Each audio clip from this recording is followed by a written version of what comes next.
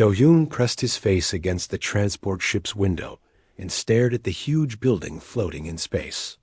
The Nexus Institute looked like a crystal palace made of light and metal. Ships from dozens of worlds docked at its many ports. He had never seen anything so big or beautiful. "First time seeing the Institute?" asked the pilot, a blue-skinned alien with 4 arms. Most humans react that way. "Your people are still new to all this." Do-yoon nodded. He was 23 years old and had lived his whole life on Titan, one of Earth's colonies. His parents had moved there when he was small. He worked as an engineer, fixing machines and building new ones. He was good with his hands and better with his mind. But he had never been anywhere like this. The transport docked with a soft bump. Do-yoon grabbed his single bag and followed the other passengers out. The docking bay was enormous. Beings from all over the galaxy walked around, talking in languages he could not understand. Some looked almost human. Others were so strange he had to try hard not to stare. A tall, thin creature with silver skin approached him. It had no hair, and its eyes were completely black. "You are the human student?" "Yes." "I am Caris. I will be your instructor." "Yes, sir." "I'm Do-yoon. Follow me. Director Valdris wants to meet you before classes begin." They walked through corridors filled with floating lights and walls that seemed to be made of living crystal. Other students passed them, all looking confident and important. Do-yoon felt very small and out of place. The director's office was at the top of the institute. Valdris looked like a walk-in piece of clear crystal with light moving inside it. When it spoke, its voice sounded like music. "Welcome, young human. I am told you wish to learn quantum resonance manipulation." "Yes, sir. My government chose me for the exchange program. I'm honored to be here." Valdris made a sound that might have been laughter. "Honored, yes. But do you understand what you are attempting? Quantum resonance manipulation is not like your human sciences. It is not about machines or equations. It is about connecting your mind directly to the basic forces of reality. The crystal being moved to a large window that showed the stars. Every species in the galaxy has tried to master QRM. Most fail completely. Those who succeed need many years of training. The Velkans are warriors and scholars. They spend 8 years just learning to quiet their minds before they can even begin. The real training, the Zephyrians are pure logic beings. Even they need 6 years to prepare their consciousness. Do-yoon listened carefully. This sounded much harder than anything he had learned before. "The Altarians can feel emotions from other beings," Valdris continued. "This helps them, but they still need 4 years minimum. Even our most gifted students from the smartest species need 10 years to become truly skilled. Many need longer. Some never succeed at all." "What exactly is QRM?" Do-yoon asked. "It is the ability to touch quantum fields with your mind and change them with your will. You can move objects without touching them. You can change the shape of matter. You can create energy from nothing. But it requires perfect control of your thoughts and feelings. One mistake can be dangerous." Caris spoke up. "The human should meet his classmates. They can explain better than words." They went to a large training room. 5 beings sat in a circle on the floor. Their eyes were closed, and they looked very focused. Small objects floated in the air around them. Stones, pieces of metal, drops of water that held their shape without a container. "Students," Caris called, "please meet your new classmate." The floating objects dropped to the floor as the beings opened their eyes. One was clearly Velkan, tall and strong with dark red skin and proud eyes. Another looked human except for purple hair and silver eyes. The third was the strangest. It seemed to be made of moving shadow with bright stars for eyes. The fourth had blue-green skin like the ocean and gills on its neck. The last one looked like a giant insect but moved like a person. This is Chiral. Carries pointed to the Vulcan. He has been here 7 years and is close to advancement. Chiral stood and bowed slightly. Welcome, human. I hope you have great patience. This path requires much time and dedication. This is NYX 447. Karis indicated the shadow being. It represents a collective of Zephyrian minds. The shadow creature's voice sounded like many people talking at once. We calculate your probability of success at 12%. This is higher than most new species, but still quite low. Thalassa, Carries gestured to the purple-haired being, is Altarian. She has been training for 3 years. Thalassa smiled kindly. I can feel your nervousness. That is normal. We were all afraid when we started. Corin is Drakmarian. His people are known for their careful, methodical approach. The insect-like being clicked its mandibles. Precision and patience, young human. These are the keys to QRM. Rush nothing. Question everything. Record all results. Carries led Do-Yun to an empty spot in the circle. Your first lesson begins now. Close your eyes and try to feel the quantum fields around you. Do-Yun sat down and closed his eyes. He tried to feel whatever quantum fields were supposed to feel like. He heard the others breathing slowly and deeply. The room was very quiet. After an hour, Carries told them to stop. How did that feel, Do-Yun? I'm not sure I felt anything special. Just quiet, I guess. Chiral made a sound that might have been pity. It took me 6 months to feel even the smallest quantum fluctuation. Do not expect too much too soon. Indeed, agreed NYX 447. Your brain must learn new patterns. Your consciousness must expand beyond normal human limits. This cannot happen quickly. That evening, Do-Yun sat in his small room and thought about what he had learned. Everyone seemed certain that mastering QRM would take many years. They all acted like it was the most difficult thing anyone could attempt. But as he thought about their descriptions of quantum fields and mind control, something seemed familiar. It reminded him of the quantum computers he had worked with on Titan. Those machines also manipulated quantum fields, just in a different way. Maybe QRM was not as mysterious as everyone believed. Maybe it was just another kind of engineering problem. And Do-Yun had always been very good at solving engineering problems. He pulled out his tablet and started taking notes. Tomorrow, he would begin his real education. The next morning, Do-Yun woke up early and went to the training room. His classmates were already there, sitting in the same circle as before. They had their eyes closed and looked very peaceful. Small stones floated around them again. You are late, Carrie said when Do-Yun entered. QRM training begins at dawn. Sorry, sir. I was studying. Studying what? There are no books for this subject. QRM must be felt, not learned from words. Do-Yun sat down in his spot and pulled out his tablet. The screen lit up with equations and diagrams he had drawn the night before. Chiral opened his eyes and stared. What is that device? Just my tablet.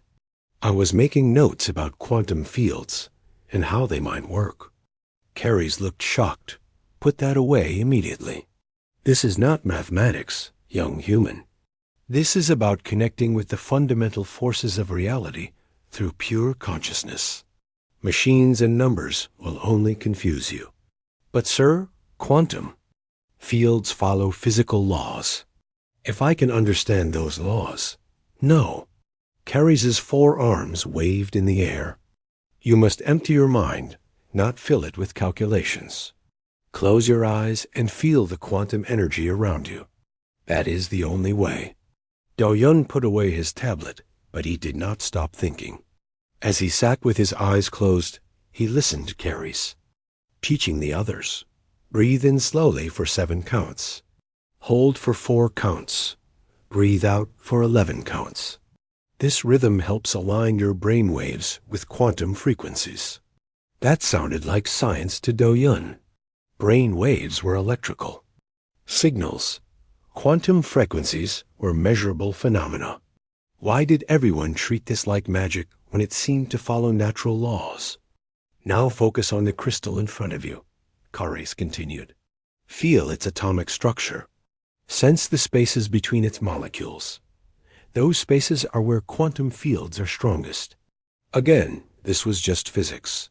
Atomic structure, molecular spacing, field strength. These were things he had studied in engineering school after 2 hours of meditation. Kares dismissed them for lunch. Do-Yun's classmates went to the cafeteria, but he stayed behind. Instructor Kares, he said, can I ask some questions about the training methods? Questions show that your mind is not properly quiet, but very well, ask. The breathing pattern you taught us, 7 in, 4 hold, 11 out. That creates a specific rhythm, right? About 0.68 hertz? Kares looked confused. I do not know about hertz. It is simply the ancient breathing of the masters. And the crystals we focus on, they're arranged in specific patterns. Are those patterns related to quantum field geometry? The crystals are placed according to traditional sacred positions, passed down for thousands of years. Da-Shin nodded, but he was thinking fast. The breathing created specific brain wave patterns. The crystal positions probably amplified quantum fields in predictable ways. This was not magic. It was just very old technology that people had forgotten. Was technology. That evening, he called his sister Mina on Titan using the Institute's communication system. Her face appeared on his tablet screen, tired but smiling. Do-Yun, how is the fancy space school? Weird, but interesting. Mina, I need your help with something. You work with quantum computers, right? Every day. Why? He explained what he had. Learned about QRM. He described the breathing patterns, the crystal arrangements, and the way students manipulated quantum fields with their minds. Mina's eyes grew wide as he talked. That sounds exactly like the quantum entanglement protocols we use for FTL communication. Except instead of using machines to generate the field manipulations, they're using biological processes. That's what I thought. Can you help me figure out the science behind it? Send me everything. Their training manuals, descriptions of the techniques, measurements if you can get them. I bet the ancient wisdom is just very sophisticated quantum physics that nobody remembers how to explain properly. And next day, Do-Yun approached training differently. Instead of just sitting and meditating, he observed everything carefully. He watched how his classmates breathed. He noted the exact positions of the crystals.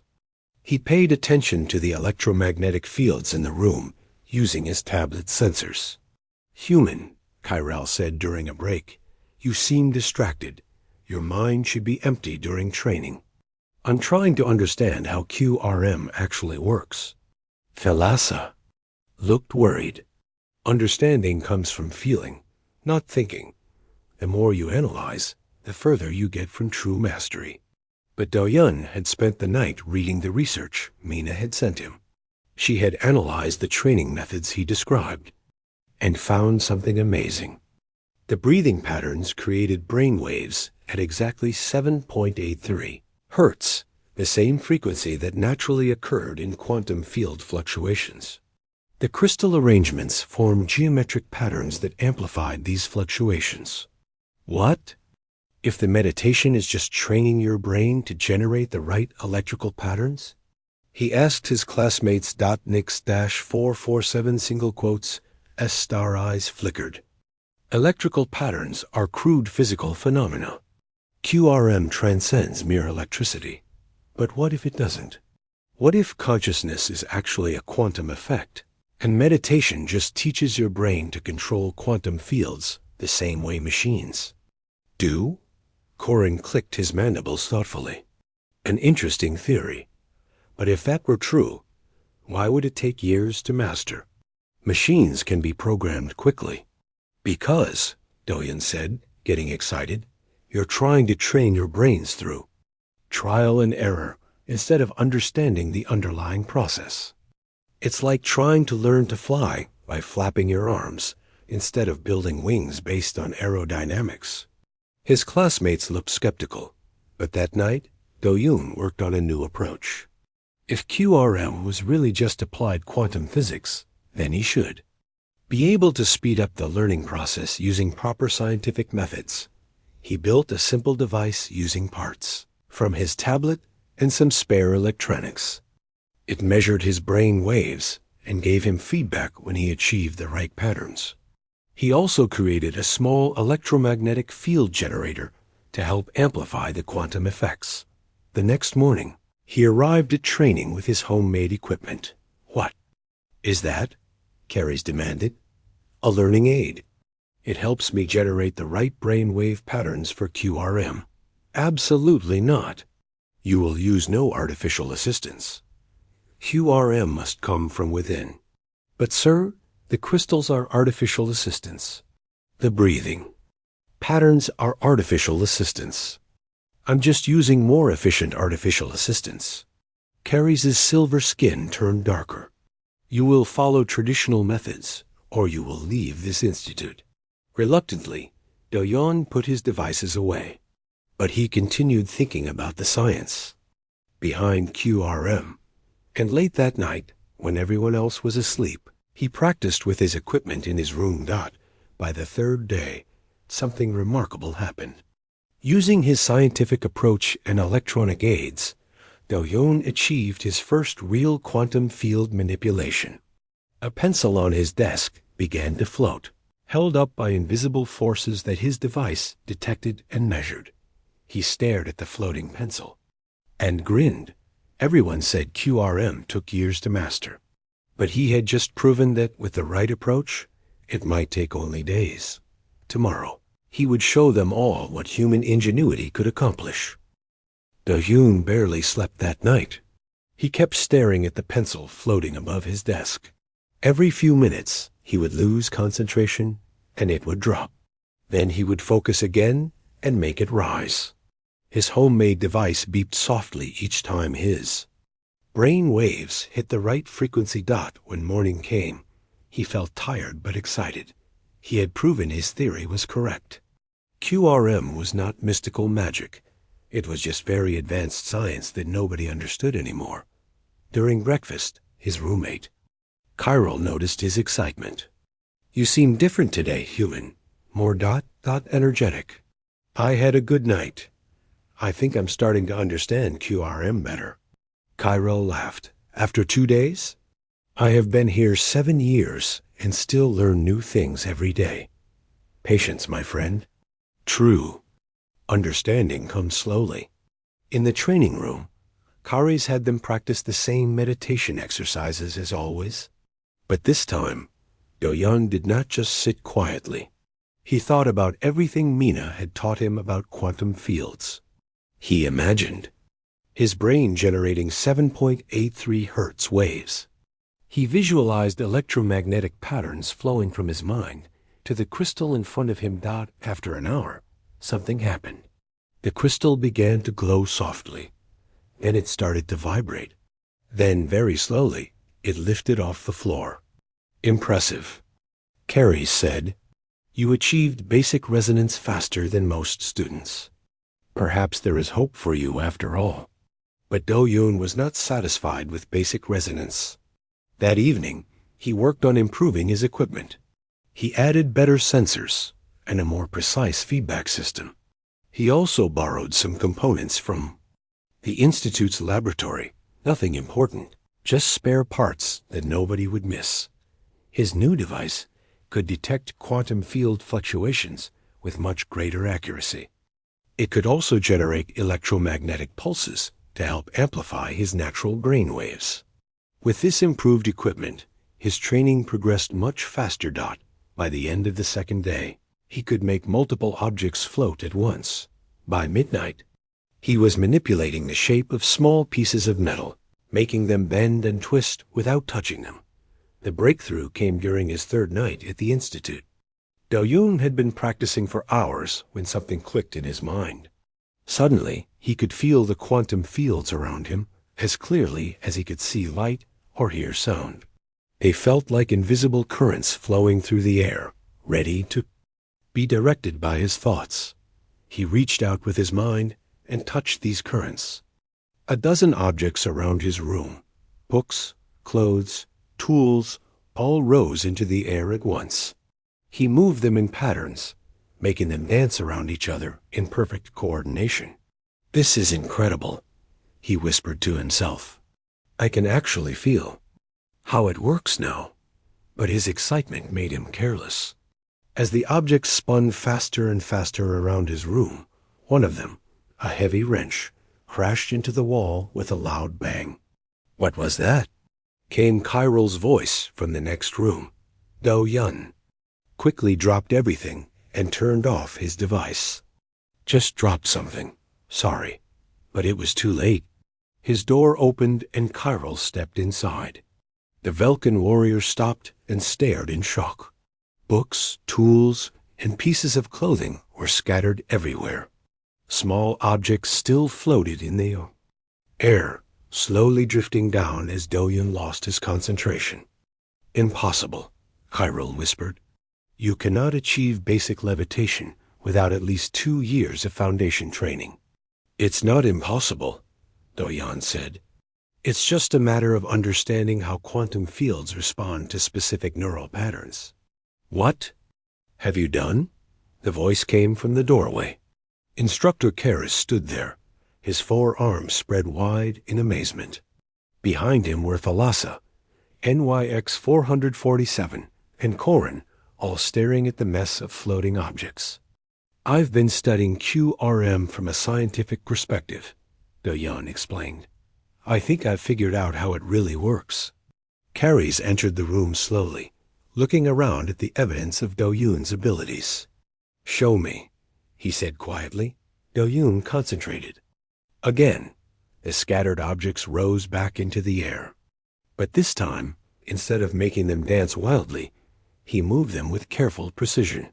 He formed them into geometric patterns, then had them trade places in complex sequences that required incredible control. "By the ancient masters," Karras breathed. "This level of fine control. Even advanced students struggle with such techniques." Thalassa reached out with her empathic abilities. "I can sense his mental state. He's not strained or exhausted, like we would be after such a display. This feels easy for him." NYX 447 processed the information rapidly. "We calculate a 97% probability that the human has developed superior training methods unknown to galactic science." Corin clicked his mandibles excitedly. "Most fascinating.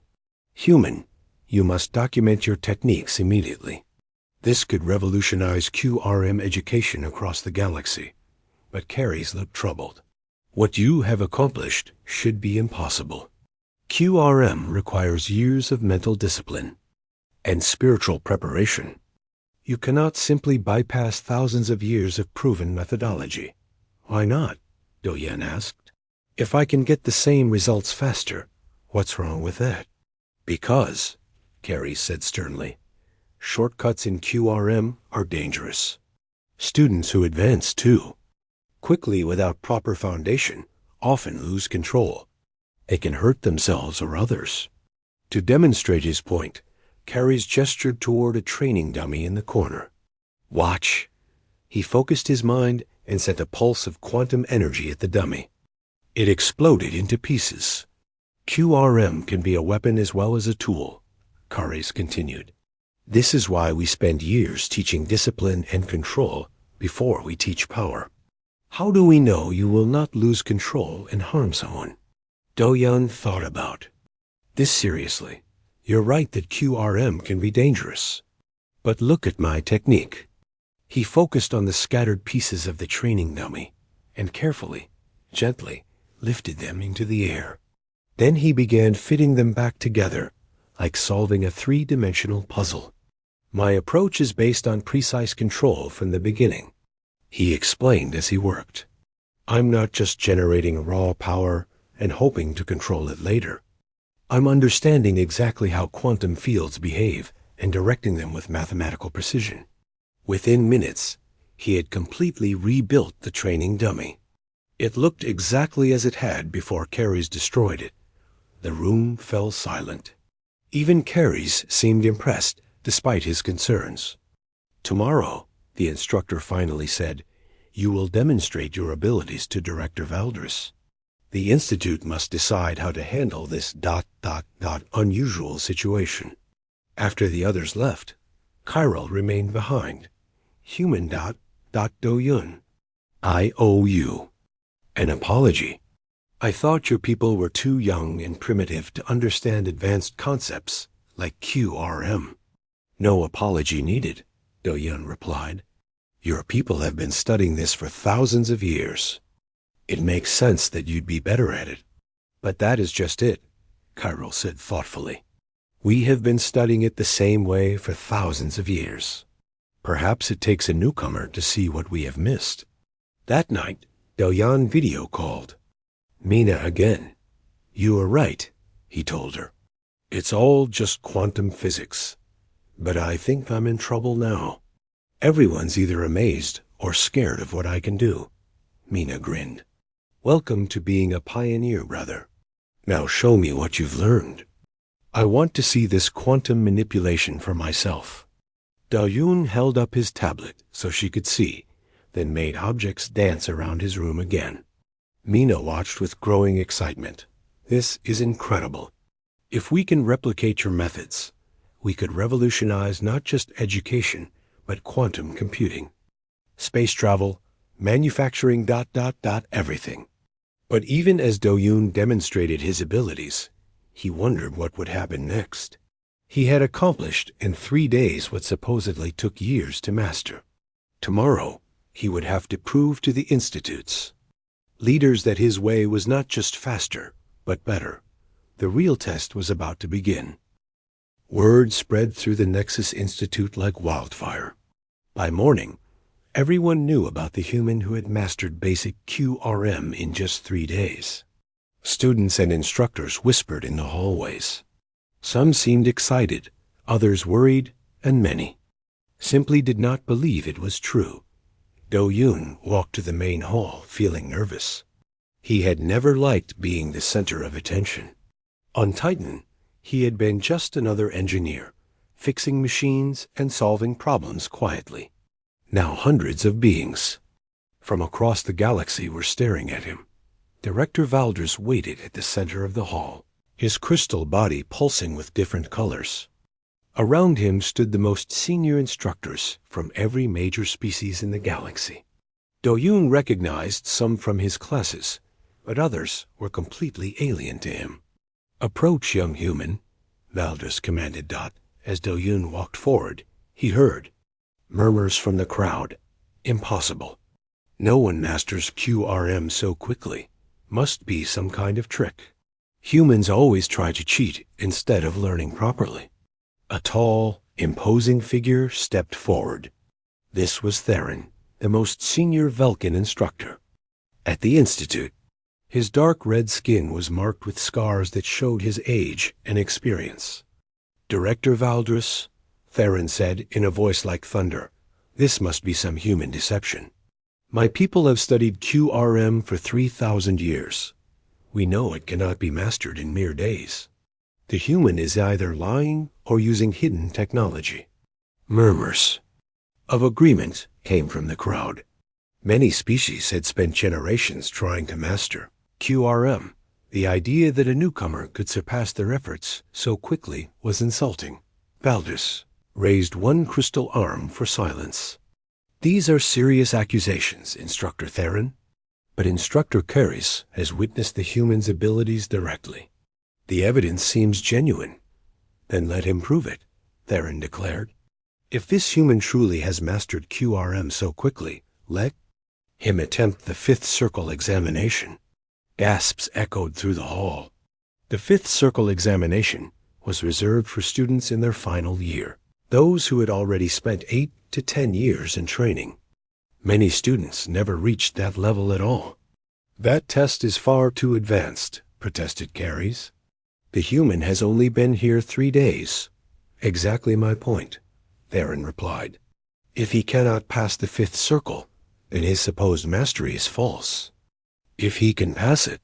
Theron paused, as if the idea was impossible. Then perhaps we have underestimated human capabilities. Valdres considered this carefully.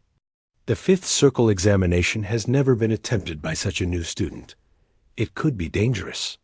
I'll do it, Do-Yan said suddenly. Everyone turned to look at him. If it will prove that my methods work, I'll take the test. Are you certain? Valdres asked. The 5th circle requires precise matter manipulation, energy projection, and quantum field stabilization under extreme conditions. Even experienced students sometimes fail. Do-Yan nodded. He was scared, but he was also confident in what he had learned. I understand the risks, but I believe my approach to QRM will work. The crowd moved to the Institute's most advanced testing chamber. This room was designed to handle powerful quantum manipulations safely. Its walls were lined with energy dampeners and field stabilizers. Cameras and sensors would record everything that happened. In the center of the room sat the testing materials, a block of pure titanium, several containers of different chemicals, a complex mechanical device, and something that looked like a miniature star contained in a force field. Do-Yoon entered the chamber carrying his homemade device, the modified tablet and headband that helped him control his brain waves. Many in the audience pointed at it and whispered. He is using technology, someone shouted. That proves he cannot do real QRM. Silence, Valdres commanded. Let us see what happens. The first challenge was announced. Reshape the titanium block into a perfect sphere using only QRM. Titanium was one of the hardest metals known. Most students required months of training before they could even dent such dense material. Do-Yoon activated his device and put on the headband. Immediately, he could feel his brain waves stabilizing at the optimal frequency. The quantum fields in the room became visible to his senses, like glowing currents in the air. He extended his hands toward the titanium block and reached out with his mind. The metal began to glow softly as quantum energy flowed into it. Then, slowly but steadily, it started to change shape. The sharp edges rounded off. The flat surfaces curved inward. Within 2 minutes, the block had become a perfect sphere. The crowd was silent. Even Theron looked surprised. Adequate, Valdres said, but the real challenges are yet to come. The second test required Do-Yoon to mix specific chemicals using only quantum manipulation. No physical contact allowed. The chemicals were dangerous and would explode if mixed incorrectly. This required incredibly precise control. Do-Yan studied the chemicals carefully, then reached out with quantum fields to lift tiny amounts of each substance. He had to control not just their movement, but their temperature and molecular structure. One mistake could kill him. Using the same careful precision he applied to engineering problems, he mixed the chemicals in exact proportions. The reaction produced a bright flash of light and a pleasant smell like flowers. Success. Impressive, admitted one of the Altarian instructors. But anyone can follow directions carefully. The third test requires true creativity. The third challenge was the most difficult. Repair the broken mechanical device using QRM to manipulate its internal components. But first, Do-Yoon had to figure out what was wrong with it. The device was sealed, so he could not look inside. He had to use quantum senses to see the problem. This was where his engineering background truly helped. As his mind explored the device's interior, he recognized the components and understood how they should work together. He found several broken connections and a gear that had come loose. Using quantum fields like invisible tools, he carefully moved the loose gear back into position and fused the broken connections. The device hung to life, its lights blinking in a steady pattern. Remarkable, breathed Karen. He diagnosed and repaired complex machinery using pure quantum manipulation. I have never seen such precise control. But the final test was the most dangerous of all. The miniature star in its containment field was becoming unstable. If it exploded, it could destroy the testing chamber and everyone in it. Do-Yun had to stabilize its quantum structure before that happened. This test had no right answer. Each student had to find their own solution, based on their understanding of quantum physics and their ability to improvise under pressure. Do-Yun approached the contained star carefully. Through his quantum senses, he could feel the chaotic energy patterns that threatened to tear it apart. But instead of trying to force the star back into stability, he did something unexpected. He began to sing. The song was soft and wordless, but it created specific vibrations in the air. These vibrations matched the natural harmonic frequencies of the star's quantum structure. Slowly, the chaotic energy patterns began to synchronize with his song. The star's violent fluctuations calmed and settled into a steady rhythm. The crowd stared in amazement. They had never seen anything like this approach to quantum manipulation. "How did you know to do that?" asked Thalassa. "Sound waves are just vibrations in matter," Do-Yun explained. "Quantum fields respond to harmonic frequencies. I calculated the resonance frequency that would stabilize the star structure and created that frequency with my voice." Theron stepped forward, his expression troubled. "This human has passed every test with methods we have never seen before. Either our understanding of QRM is fundamentally flawed, or—" He paused, not wanting to admit the possibility. "Or what?" Valdris prompted. "Or humans possess natural abilities that our species lack." NYX 447 processed all the data it had observed. Analysis complete. Human success rate, 100%. Time required, 67% less than average for comparable tests. Conclusion: human training methods are superior to established galactic standards. The hall erupted in discussion. Some beings were excited by the possibilities. Others were angry or afraid. A few seemed ready to leave the Institute entirely, rather than accept that their ancient methods might be wrong. But Valdris raised his arms for silence. "We have witnessed something unprecedented today. This human has not only mastered QRM faster than any being in galactic history, but has done so using completely different methods. We must study these methods carefully to understand what they might mean for the future of QRM education." As the crowd dispersed, many students and instructors approached Do-Yun with questions. Some wanted to learn his techniques. Others challenged his methods or questioned his results. But Do-Yun was thinking about something else. His demonstration had proven that QRM could be learned quickly with the right approach. But what did that mean for the galaxy? If he was right about consciousness being a quantum effect, and if humans really did have advantages in this area, then everything was about to change. The test was over, but the real challenge was just beginning. 3 days after the test, the Nexus Institute buzzed with activity like never before. Scientists, philosophers, and educators from across the galaxy had traveled to see the human who had changed everything. Do-Yun found himself at the center of debates that would reshape galactic civilization. Director Valdris called a special assembly in the Institute's largest hall. Representatives from every major species were present, along with their greatest scholars and leaders. The crystal being's voice carried clearly through the massive space. "For 3,000 years, Valdris began, we have approached quantum resonance manipulation as a mystical art. We believed it required decades of meditation, spiritual preparation, and slow development of consciousness. We built our entire educational system on this foundation." He paused, his crystal form shifting colors as he processed the implications of recent events.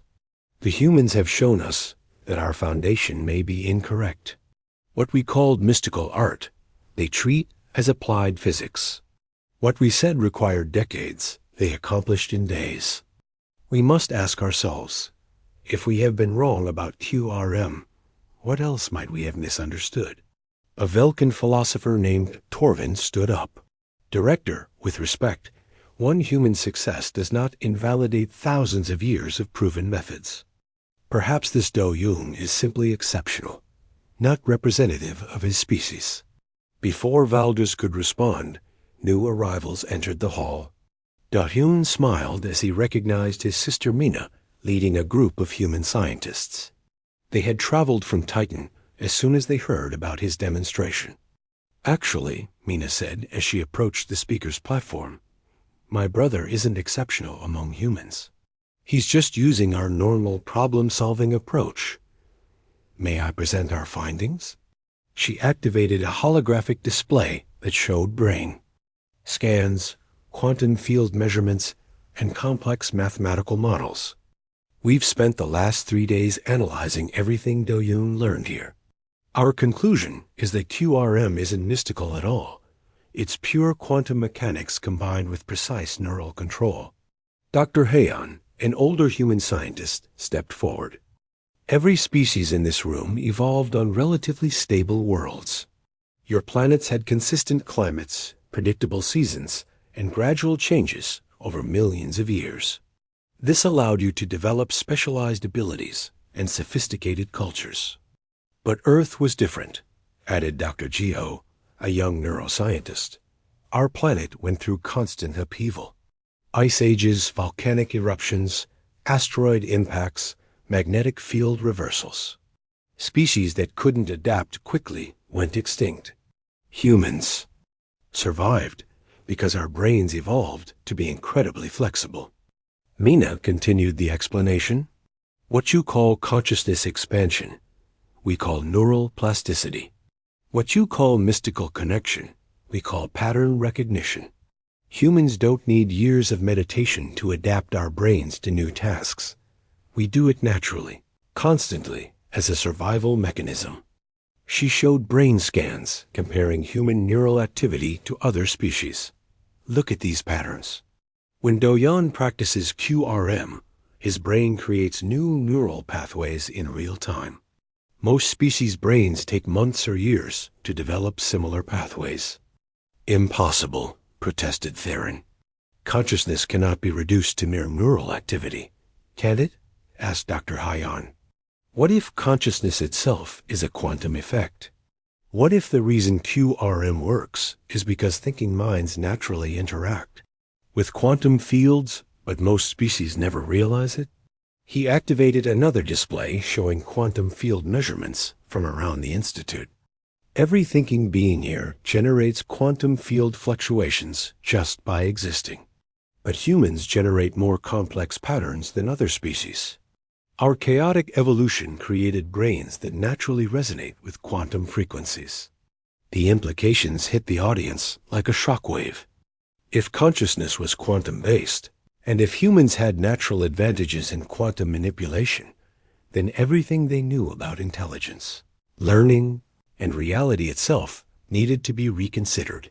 Nix 447's collective consciousness processed the data rapidly.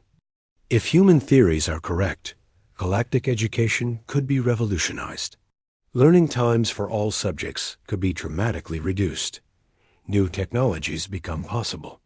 The economic and social implications are substantial. But not everyone was pleased with these revelations. Several species representatives looked angry or frightened. You're saying our ancient wisdom is worthless? Demanded a Drakmarian scholar. That our methods are primitive? Not worthless, Do-Yoon said, standing up. Your methods work. They're just not as efficient as they could be. Think of it like this. You learn to make fire by rubbing sticks together. It works, but matches are faster. Your traditional QRM training is like rubbing sticks. My scientific approach is like matches. Chiral, who had become Do-Yoon's strongest supporter among the students, addressed his own species representatives. The human speaks truth. I have spent 7 years learning what he mastered in 3 days. But now, using his methods combined with our traditional discipline, I am advancing faster than ever before." Other students nodded agreement.